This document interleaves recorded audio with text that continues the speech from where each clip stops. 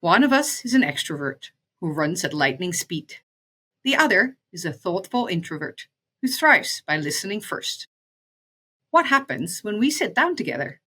We're exploring how very different styles can create the breakthroughs businesses need. Leadership today isn't just about scaling, it's about navigating constant uncertainty, market disruptions, and high pressure decisions. If you're dealing with chaos, bottlenecks, and relentless pressure, welcome to the Business Emergency Room.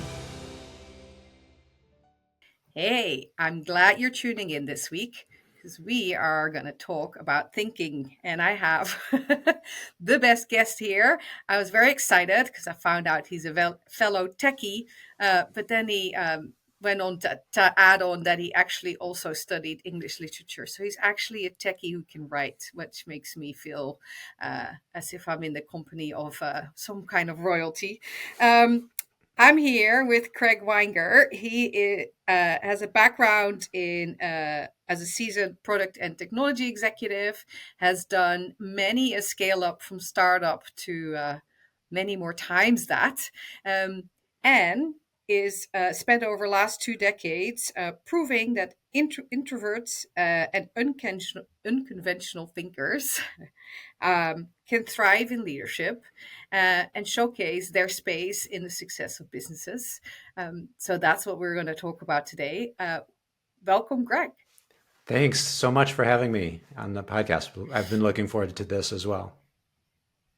Yeah, so it's always nice also to have a fellow podcast host on as a guest. Craig has a podcast called the Powerful Introvert Podcast. So we'll get back to that also towards the end of the episode.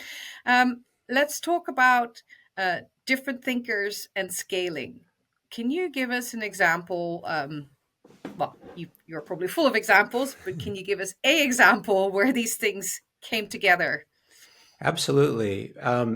And I'm really coming from with all of this is that we have a bias and we have an expectation in Western businesses that there's one model of leadership. The leader is the flamboyant, very outgoing, extroverted, performative, gets up in front of stages, captivates audiences, motivates and drives the company. And there's no knock against those kinds of leaders. They do wonderful work. And sometimes they run aground. And when they run aground, sometimes what you actually need is a little bit different look. And this is the example. Was in a scale up, was in rocket ship mode, product market fit.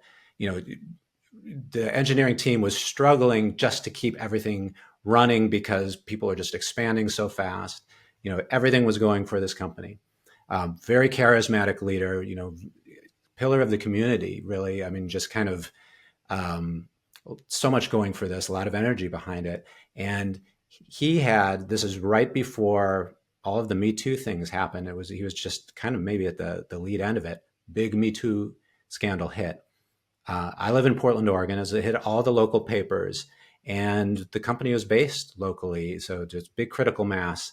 It was devastating to the company, and it legitimately put everything at risk. There was a huge crisis of faith because the CEO was so intertwined and bound up with the value of the company. And we have major brands that we were supporting. Everyone was ready to walk, and an opportunity opened for our CFO, who is an introvert, very quiet man, very very confident person, really kind person. But he was asked to step in and become the interim leader of this company. And while the CEO was forced to resign, and there were all these challenges, and someone needed to get out there with a lot of credibility, a lot of calm, and a lot of kindness and empathy, and tell the story about why this company was going to pull through and why it was going to survive. That's an example of how a different style of leader, a different style of thinking can enter a situation, and by just being authentically themselves, provide a completely different outcome. Yeah, and by the sounds of it, it really factored into the trust, right? That this style really was indicating changing of the guards, and a change in how things were going to be done. And by oozing that style, because it was natural and authentic, that trust was built in such short period. Absolutely. And he saw this company through probably 4 to 6 months. They found a successor CEO who was all, more outgoing, a little bit more of the mold, but a lot of the integrity and trust, those characteristics were carried on. So, and he's still CEO of that Yeah. company. Yeah, as you're aware, I of course operated in an industry where the leadership also looks quite uniform, and definitely didn't used to look very female. Still doesn't, as much as some of us would like. And I got told at some point by a mentor saying, when you think about those roles that you maybe aspire to, don't think of them the way that they're currently being done, right? Think of the scope that's included in those roles, and whether you would enjoy that, and whether you'd be good at that, and whether that fits with you. The style in which it's being taken on by these people, just because that's perpetually the same people, doesn't mean that it needs to be done that way. There is a different way to be, and to occupy those roles and be successful. We talked about uh, differences, right? And what makes or breaks the success to make that turnaround. You've been involved in a lot of scaling businesses. Um, what are some of the common ingredients you have seen in the businesses that are able to scale faster or more effectively? What are some of the things? Is there common denominators, or is it none at all, or is it? Yeah, I mean, there's a certain adaptability there and openness. There's, I think, probably more than anything, it's a willingness, almost a ruthless willingness to see things as they are and not be carried away as how we want them to be. So the people who are most honest, brutally honest with themselves and in each other, I mean, I'll get back to brutally honest because there's a way that you can be brutally honest and kind and generous and supportive. But you can't be clouded at all about reality, about what's happening on the ground. So the people who build systems, or just by nature and temperament, are the most willing to look at things as they are going to endure. Well, and that includes then a willingness to listen to other perspectives, and to invite those in. No. Oh yeah, that's the linchpin to it. Yeah, you have to be willing to listen to people, listen to customers, listen to the market, and not think that you know better. Because as soon as you know better, I mean, and it's really easy for people who have especially hit it big at least once, maybe a couple times, to develop a lot of confidence in themselves and their ideas and their opinions. And there's a lot to that, but that hubris gets knocked down again and again, and is not a good long-term survival trait. No. Yeah. Well, and I work a lot with startups, and am in the startup space. Spend a lot of time there. Um, I get accused of being quite loud. And I think even if you're not necessarily very loud in trying to grow your business as a startup, with all the pitching and the selling, that and the how you and your identity, or how you become the personification of your business, and by virtue of that kind of have to advocate and talk and be heard and be seen in order to be able to grow, either attracts a certain amount type of people, or makes even quieter people louder.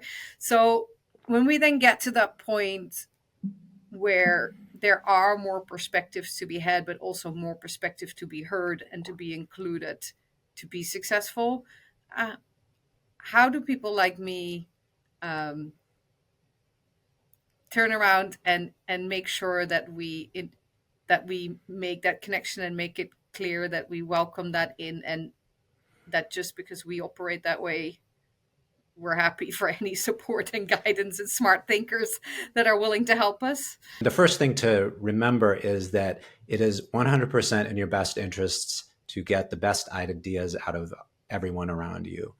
Um, there's, and two is just that it's hard to do this. I am an introverted leader and I catch myself, taking up the oxygen in the room because I'm maybe less at this point in my career than a lot of other people. So it takes discipline. It takes conscious effort to create structures in your meetings and the way you operate to make sure that you're creating that space because people are working.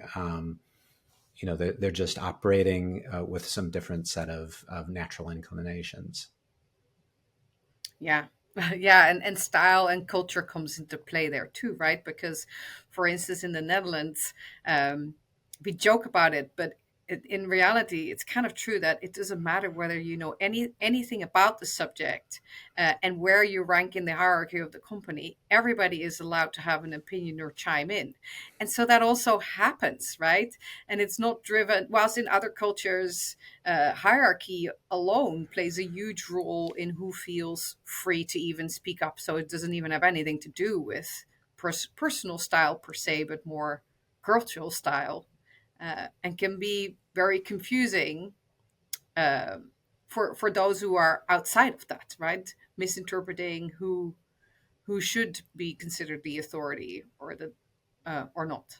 Yeah, that's great that that's a natural part of the culture in the Netherlands. That's a great bonus tip for introverts as a place to to, Yeah. to look at. It doesn't make necessarily for effective or short meetings, Oh right? yeah, yeah. So some downsides. There's an end to where some of this is useful left field too, right? Right, right. There's a happy balance in anything. You alluded to brutal honesty. Mhm. In your example, there was somebody who's very transparent.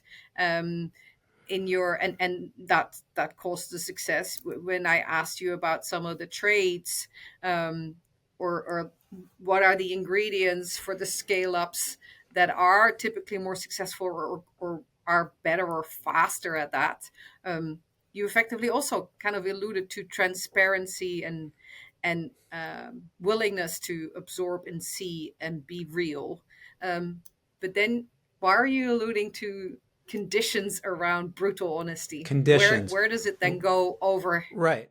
I think that there's a line where there can be unkindness. So there's a difference between sharing a truth which someone may feel bad about, or cause pain or something like that. Um, I think that's greater kindness to shine a light on the truth to someone, even if it hurts them in the short term, because it helps them just understand reality better. I think that the sharing of truth needs to be rooted in kindness and knowing that greater transparency, generally speaking, is a greater kindness. Yeah, I was hoping you would go there, and I fully agree, right? And I think transparency is very important, particularly in this day and age where everything is, the world is spinning faster on its axis than ever, figuratively. And so, admitting in a world full of uncertainty and ambiguity that you don't know, Mm. is actually more helpful than staying quiet and saying nothing. Um, because that creates in itself chaos or antitrust, right?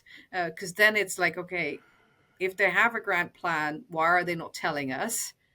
And if there's is there no plan, or is there a plan that's negatively going to impact us, and that's why we're not don't get told about it, right? Whilst it's like, hey, we're also figuring it out because things are moving in a direction we hadn't quite anticipated, and we need a minute. It's much more acceptable, right? So um, how then is in these situations where you're willing to be transparent, um, how do you then invite people in effectively to contribute or to step up if that's not their natural tendency? Right. And this is where mentorship, and so I think a different, there's a few layers that you can work at. And ideally, you're working at the cultural level where you're setting expectations where um, if you are starting to talk about personality differences, like, hey, extroverts, you may not be aware of these dynamics going on. Introverts, it's also on you to start to share and speak up, because if you're not, that might cause, you're not helping the company, or you're not helping your peers, you're not having the impact that you could have. And so there is like an invitation, and that can work through management, but also through educational programs and that sort of thing. And then a third pillar maybe is really how work gets done, and the structures of meetings. I think are we can have maybe your greatest impact if, as much as possible, like, we all talk about meetings, and we swear we're going to do it and take the good vitamins, but we never do.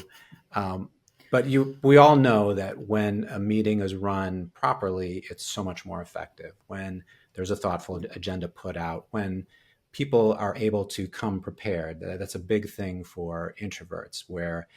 Whereas extroverts are great, I'll figure it out on the spot, and they verbalize, they think aloud. Introverts benefit much more from, or I mean, they just do think first before they speak. And so giving them the time to prepare and bring materials in, having thought things through, allows them to contribute at a much higher level. It actually helps everyone contribute, but it helps introverts in particular. So meetings, offsites, how you structure your work, if you're mindful about how introverts operate, then you're going to get a lot more out of your company. Yeah. Yeah, and then create the space where everybody can contribute from their own preferred style as much as possible, right? Or at least try to. And unfortunately, somebody like me who can be sometimes running at lightning speeds, I always also say, if I do get it right at times, and you do believe that I want to get it right, but then in the energy of the moment I get lost, I really hope that you pull me back and say, hey, we were in a good trajectory, but we've had a few bad meetings, March, because it all went a little and can we go back to being organized about it? My kids are really good at calling me out on that. But I think that, that is also something, ultimately, is a responsibility you can put back on people, or ask your team to help you with, right? If you declare intent, and if you show that you're serious about that, but then also say, hey, I might revert back to my natural behavior at times when things are fast, or and I want you to call me out, right? Oh, that's great. It is a two-way street, and we really, none of this works if we're not giving each other grace, because we're all human and all fallible, and we get caught up in the stress. I mean, you talk about the ER. We live in chaotic environments, and Mm-hmm. and so we don't always show up, at our best, which kind of No. is leads me to another theme that I always talk about. It This is important for everyone, of course, but I always emphasize it for introverts is the mindfulness practice.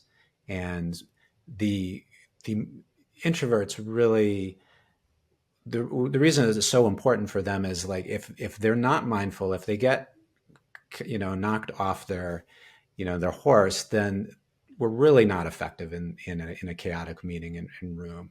And our where we're most effective is when we're calm.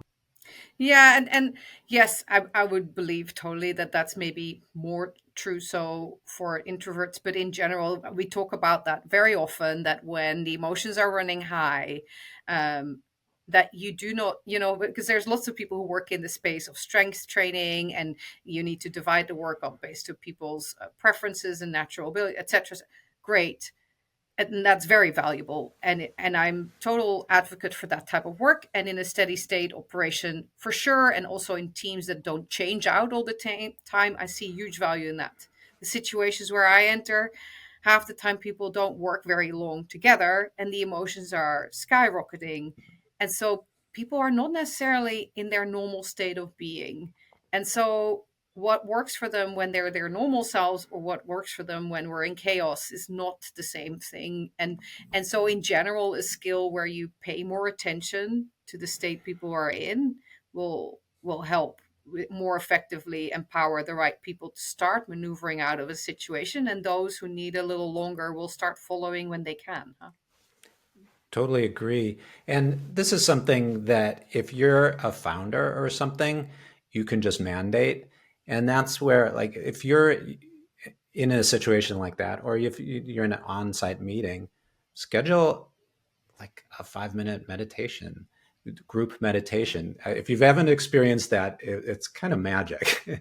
I have somebody I've worked with he's going to be on my show. He does this. He does breath work. That actually reminds me that I think one of the first episodes of this podcast, I talked about that. It's about, how in the situation where everything's falling apart, where do you start? And before you can take a step, it's like, do whatever you need to do to get back into your skin, huh? And yeah, but some guided meditation can be a great help. I think there is loads more we could talk about because I really love where we started. Also, this example of when the situation is not what you want it to be, to really put somebody else in that situation with a different style can unlock so much. And I think you have probably a gazillion examples in that space, and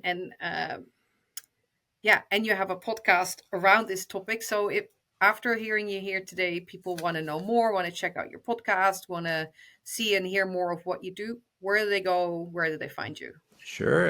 You could start out at YouTube, search for Powerful Introvert. I have a Substack newsletter, all of my videos also at powerfulintrovertpodcast.com. Those are great places to start. The podcast is on Apple and Spotify as well. Okay, perfect. We will make sure that any of these links are also in the show notes. So wherever you are listening or checking out this podcast, you should be able to find it later if you're driving right now. So it's Craig Weinger, and the last name is Weinger. I also found Greg on LinkedIn, so you could also start there. That's right. Yes, and thank you for being here today. I think there's a lot of good reminders about the value of different thinkers, and to make sure that we keep our eyes and ears open, and for people like me to not always keep steamrolling ahead. Maybe take a little pause and have a look around. I also would make a call out to any introverts who tuned in for this, that people like me are totally also appreciative of you pulling on my jacket and say, hold on. It's a great reminder. I would appreciate that. I'm totally open. I hope that the other way around things work too.